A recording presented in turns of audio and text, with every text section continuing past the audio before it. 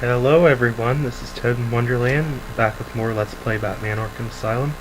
This section's going to be post-commentary, because there's really not too much story progression again. Yeah, this is another segment where there's going to be a lot of Riddler trophies and other riddles that I'll be solving. And I actually don't make too many transition cuts, but I figured this part would be easier for me to go over in post-commentary as opposed to live, just because, as I said, there's a lot of running around. So, yeah. The one noticeable thing as soon as you leave the penitentiary is all the regular thugs that are usually outside have been replaced by these crazies. And if you remember correctly... I forgot the Joker said that. He could be really funny on this game. But anyway, I was just saying the crazed inmates replaced the normal thugs from now on, which honestly doesn't affect a whole lot, because in a way it seems easier. Let's talk about employee relations, Bats. Harley disappointed me, and now she's out of the picture, gone, forgotten, dead to me. You get the idea. What's it like in your organization? Do you punish your hired help when they fail you? Or is that saucy outfit you make them wear punishment enough? Very interesting question, Joker. And here I show again that the position of the mannequin does change again. And I do make a transition cut here. For a strange reason, I don't remember why I did that actually. Oh, I think what happened was after I left that, I wasted a lot of time doing stuff that really wasn't necessary. But anyway, moving on. Yeah, I think the crazed inmates are actually easier to take out than the regular thugs, because all you have to do is just counter them and do a takedown, and that's it. Because with the regular thugs it requires a lot of melee action to go on. And you still get decent experience from these crazed thugs too, so I guess the game just wanted to throw something new at you. And that crazed thug, you didn't even have to do anything except throw a battering at him and make him fall. That's enough to make him get knocked out, I guess. And oh my goodness. Damn it, why does there have to be video lag? I'm gonna be complaining about that all the time now. I thought I had that fixed, but I guess not. I guess why it's doing that is because, the only thing I could figure is just because of the fact that this is a PS3 game and it's bigger hardware, I guess, and in order for the capture card and my laptop even to handle all this, I don't know. It just seems strange to me. I don't know why it does that. But in there you can find the Riddler's secret map. As soon as you get the cryptographic sequencer upgrade, a lot of the riddles that were previously inaccessible have now just pretty much opened up. And I think I was showing the map there to see where I could get some other riddles. Arkham West is almost completely done, actually. There's not a whole lot more left to do. Riddle-wise, that is. Oh, this room, I think I might have showed this in an earlier video, but in order to actually get this particular Riddler trophy, you do need the upgrade where the amplifier range is increased. You need the cryptographic sequencer range upgrade. Oh, I couldn't even talk. Oh, and don't forget to scan these soldiers around the poker table because it solves another riddle. That was one of the more taxing ones. And I make another transition cut here. I went to Arkham North. This is the tunnel that's between Arkham North and Arkham West. And in this very room, you can use the Batclaw to pull down a grate and get another Riddler trophy. There's still one more Riddler trophy, I think, in this room. Or a riddle. Or not a riddle. It's either a Chronicle of Arkham or a Riddler trophy. It's still in that room, but I don't have the upgrade that I need yet to get it. So you have to pass up on that for now. And the same as Arkham West, Arkham North is filled with a bunch of crazy thugs now. And I remember when I walked in here, I just kept getting pummeled by all of them. well, not really pummel, but they just all kept going for me at the same time, and it's like, what the heck? I was getting ambushed. See that? Like, 2, 3 of them come running for me at the same time. It's crazy. Just like the Joker. And I'm sorry if my voice still sounds different. I'm still getting over like this cold / sore throat crap that I've had lately. For the most part, it feels like it's gone, but I can feel just a little bit of it there still clenching in. And I had enough experience at this point to get another upgrade. I'm trying to remember what I got. Oh, I remember now. It was the upgrade where you only need ×5 instead of ×8 to activate special combos. That comes in very helpful, actually, because that way you can get the variation bonus. I don't know if I ever explained this before or not, but as you're fighting enemies, if you change like the different moves that you do as you're fighting them, like for example, if you go from striking them to stunning them to using the batarang during melee to using the bat claw, increasing your variety as you battle actually gets you more experience. It gives you like it's what's called a variation bonus. And depending on how many different variants of attacks you use, like I said, if you use the batarang, the bat claw, using stun, and even countering, and the critical combo throw and critical combo takedowns. These are the private notes of Dr. Young. Titan is a success. Even my funding worries have been solved after the unexpected donations from Mr. White.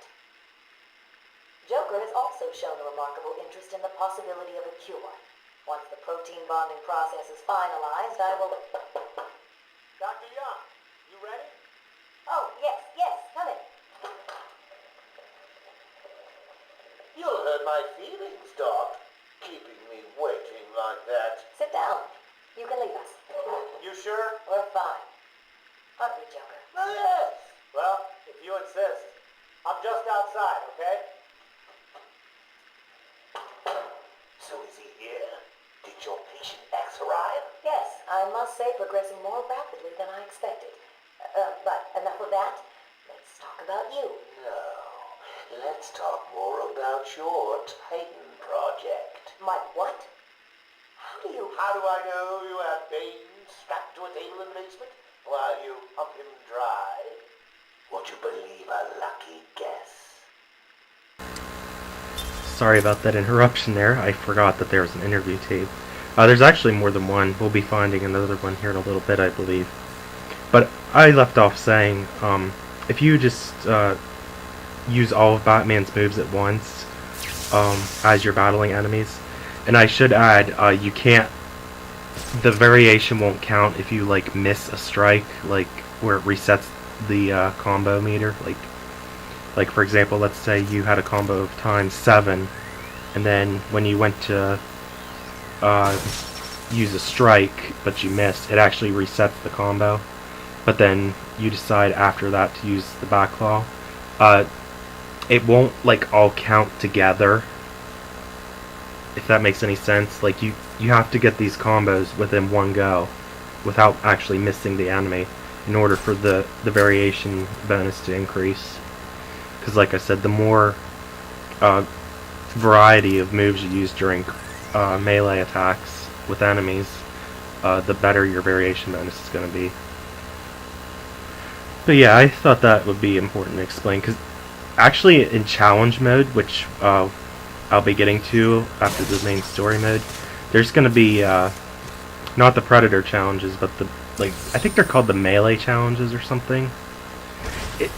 Like there's two icons. There's an icon that shows Batman's eyes and another that shows like a fist to indicate.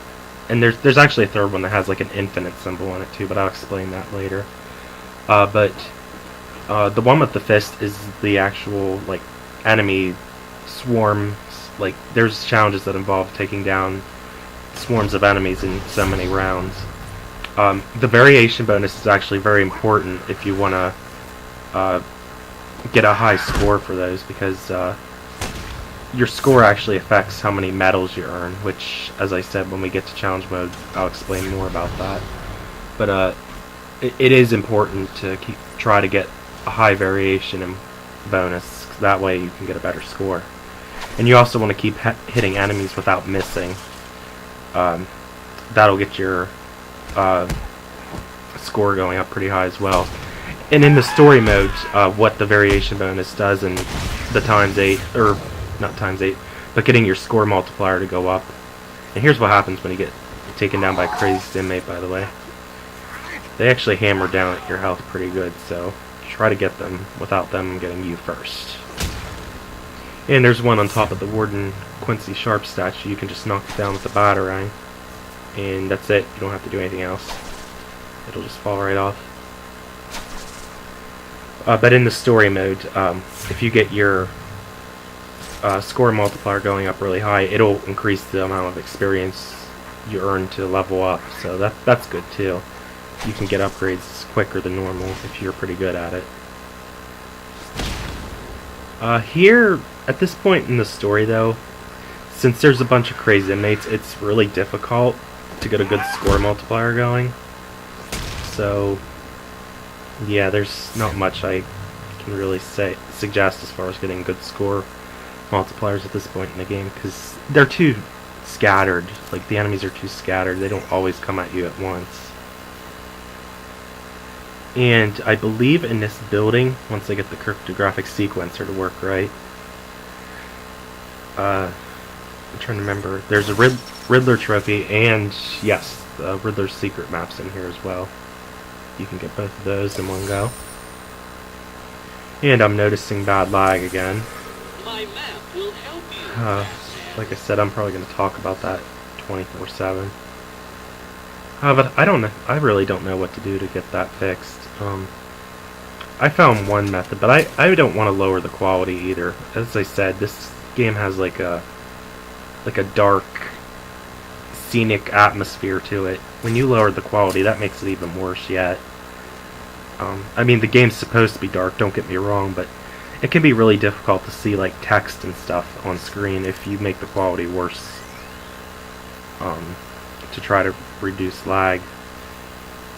So yeah, I feel it's better to not reduce the quality, even if I do have to put up with some lag. No lag would be the best solution, but I still gotta work on that, I guess. And in here you can find another interview tape with the Joker.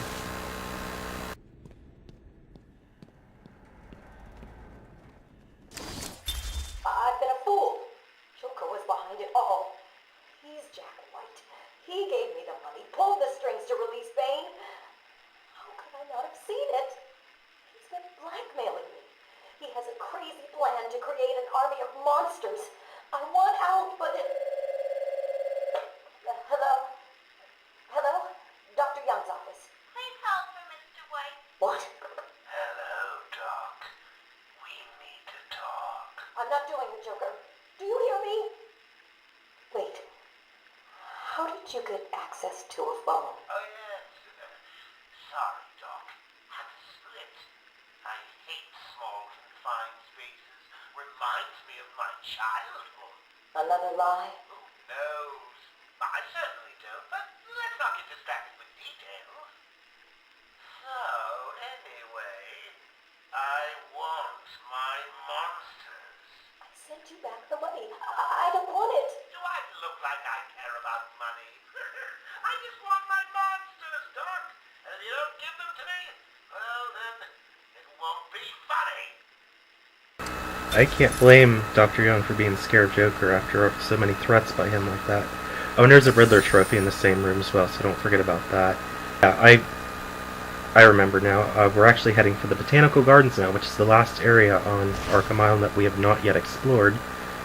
You can probably figure out, if you can associate well, what's actually hidden in here. So, until next time, this is ToadinWonderland, and I will see you again for more about me in Arkham Asylum. Peace out.